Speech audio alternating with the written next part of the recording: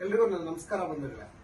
ವಿಶೇಷವಾಗಿ ಇವತ್ತು ಕರ್ನಾಟಕ ರಾಜ್ಯ NPS ನೌಕರರ ಸಂಘ ಹೊಸ ಆಯಾಮಗಳೊಂದಿಗೆ ತಮ್ಮ ಮುಂದೆ ಬರ್ತಾ ಇರತಕ್ಕಂಥದ್ದು ಬಹಳ ಸಂತೋಷಕರ ವಿಷಯ ಆಗಿದೆ. ವಿಶೇಷವಾಗಿ ನಮ್ಮೊಟ್ಟಿಗೆ ನಮ್ಮ ಗೌರವಾಧ್ಯಕ್ಷರಾಗಿರ್ತಕ್ಕಂಥ ಸಚಿವಾಲಯದ ನೌಕರರ ಸಂಘದ ಅಧ್ಯಕ್ಷರೂ ಆಗಿರ್ತಕ್ಕಂಥ ಶ್ರೀಯುತ ರಮೇಶ್ ಸಂಗಾರ್ ಅವರು, ಜೊತೆಗೆ ಅನುಭವಿ ಮತ್ತು ನಮ್ಮೆಲ್ಲರ ವಿಶ್ವಾಸಿತ ಸ್ನೇಹಿತರು ಆಗಿರ್ತಕ್ಕಂಥ ಶ್ರೀಯುತ ನಾಗನಗೌಡರು, ನಮ್ಮೆಲ್ಲರ ಬೆನ್ನೆಲುಬಾಗಿ ರಾಜ್ಯ ಸರ್ಕಾರಿ ನೌಕರರ ಸಂಘ ಇದೆ ಅಂತಕ್ಕಂಥ ಹೆಮ್ಮೆಯಿಂದ ತಮ್ಮ ಮುಂದೆ ನಾನು ಕೆಲವು ವಿಷಯಗಳನ್ನ ಹಂಚಿಕೊಳ್ಳಿಕ್ಕೆ ಬಯಸ್ತಾ ಇದ್ದೇನೆ.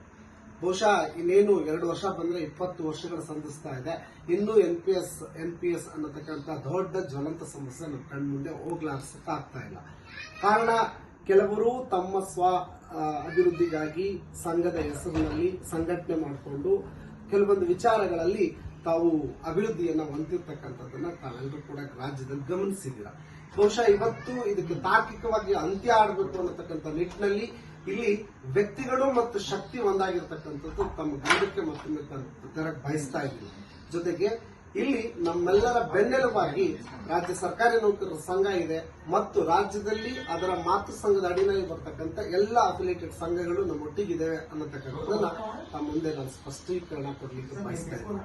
ಜೊತೆಗೆ ಈ ಮುಂದೆ ನಮಗೆ ಈಗಾಗಲೇ ನಮ್ಮ ಅಧ್ಯಕ್ಷರು ಮತ್ತು ಗೌರವಾಧ್ಯಕ್ಷರು ಸಾಕಷ್ಟು ವಿಷಯಗಳನ್ನ ಸೋಷಿಯಲ್ ಮೀಡಿಯಾದಲ್ಲಿ ಹಂಚಿಕೊಂಡಿದ್ದಾರೆ. ತಮ್ಮ ಮುಂದೆ ಅದನ್ನ ನಾವೆಲ್ಲ ತರಲಿದ್ದೇವೆ.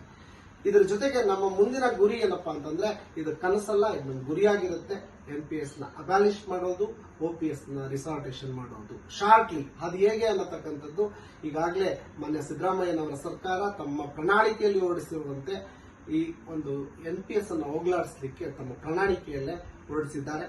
ಅದಕ್ಕೆ ಸಾಕಷ್ಟು ವಿಷಯಗಳ ಬಗ್ಗೆ ನಿನ್ನೆ ಇನ್ನೂ ನಮ್ಮ ಅಭಿಮಾನದ ಸಂದರ್ಭದಲ್ಲಿ ಒಂದು ನಿಮಗೆಲ್ಲ ಗೊತ್ತಿದೆ, ಒಂದು 5 ಜನಗಳ ಕಮಿಟಿಯನ್ನ NPS ಸಂಬಂಧಿತ ಒಂದು ಕಮಿಟಿ ಆಗಿರ್ತಕ್ಕಂಥದ್ದು. ಈ ಸಂಬಂಧ ಸದ್ಯದಲ್ಲೇ ಅದರ ವರದಿ ತರಿಸಿಕೊಂಡು ಅದರ ಜೊತೆಗೆ ನಮ್ಮ ಇಡೀ ರಾಜ್ಯದಲ್ಲಿ ಕರ್ನಾಟಕದಲ್ಲಿ ಸಾಕಷ್ಟು ಎಲ್ಲ ಜಿಲ್ಲೆಗಳಿಗೆ ನಾವು ವಿಷಯವನ್ನು ತಲುಪಿಸಿದ್ರ ಮುಖೇನ ಸಂಘಟಿತರಾಗಿ ಸಾಂಘಿಕವಾಗಿ ಹೋರಾಟ ಮಾಡೋದ್ರ ಮುಖೇನ NPS ಅನ್ನ ಹೋಗಲಾಡಿಸ್ತಕ್ಕಂಥದ್ದು, OPS ಅನ್ನ ಮರುಜಾರಿ ಮಾಡಿಸ್ತಕ್ಕಂಥ ನಿಟ್ಟಿನಲ್ಲಿ ನಾವು ನೀವುಗಳೆಲ್ಲ ಒಂದಾಗೋಣ. ಇದರಲ್ಲಿ ಯಾರದೇ ನಾಯಕತ್ವ ಅಥವಾ ಇನ್ನೊಂದು ಮತ್ತೊಂದು ಅಲ್ಲ. ಇದರ ವಿಶೇಷ ಮತ್ತು ಇದರ ಉದ್ದೇಶ ಎರಡೂ ಒಂದೇ, ನಮ್ಮನ್ನ NPS ನಿಂದ ದೂರ ಮಾಡಿ OPS ಅನ್ನ ಪಡ್ಕೊಳ್ಳೋದು ಅಷ್ಟೇ ಆಗಿರುತ್ತೆ. ದಯಮಾಡಿ ಇಡೀ ರಾಜ್ಯದ ಎಲ್ಲ ನೌಕರ ಬಂಧುಗಳು ತಮ್ಮೊಟ್ಟಿಗೆ ನಮ್ಮೊಟ್ಟಿಗೆ ಇದ್ದು ಈ ಒಂದು ಯಶಸ್ಸನ್ನ ಎಲ್ಲರಿಗೂ ತಗೊಳ್ಳೋಣ ಅನ್ನತಕ್ಕಂಥ ನಿಟ್ಟಿನಲ್ಲಿ ನನ್ನ ಮಾತುಗಳನ್ನ ಮುಗಿಸ್ತಾ ಇದ್ದೀನಿ. ಧನ್ಯವಾದಗಳು.